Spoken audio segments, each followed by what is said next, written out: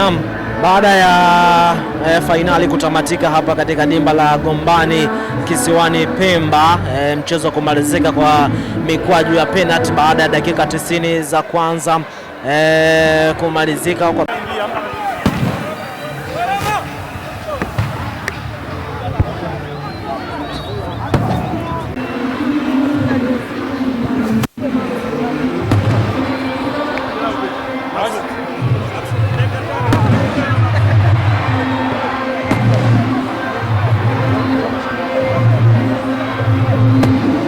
ndivyo ambavyo sherehe za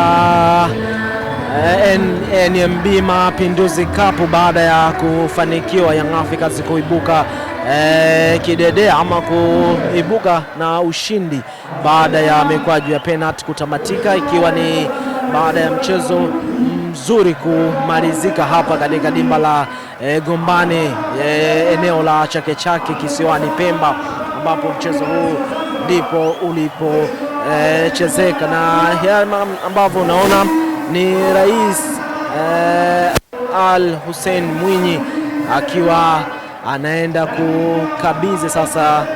lile kombe na kuvisha medali baadhi ya wachezaji na viongozi vya timu zote hizi mbili ambazo wamechoshana kwa namna moja ama nyingine kwa kile ambacho kimeonekana hapa. Tano ikiwa Young Africans inakuwa bingwa wa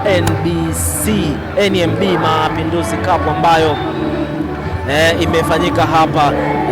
katika dimba la Gombani, na hali ndivyo ambavyo ilivyo mpaka sasa. Mchezaji Zouzou akilia baada ya kukosa penalti ile ambayo pengine anahisi kwake ilikuwa ni ya umuhimu ama ya kuweza kufanikisha kile ambacho walianza nacho kwenye kuanzia dakika ya kwanza ya mchezo huu na machungu yakiwa mazito, pengine akifikiria kwamba yeye ndio ameigharimu timu kwa kile ambacho alikuwa anakitazama kwa upande wake, lakini hali ndivyo ilivyo. Mchezo wa mpira wa miguu lazima mmoja apate ushindi na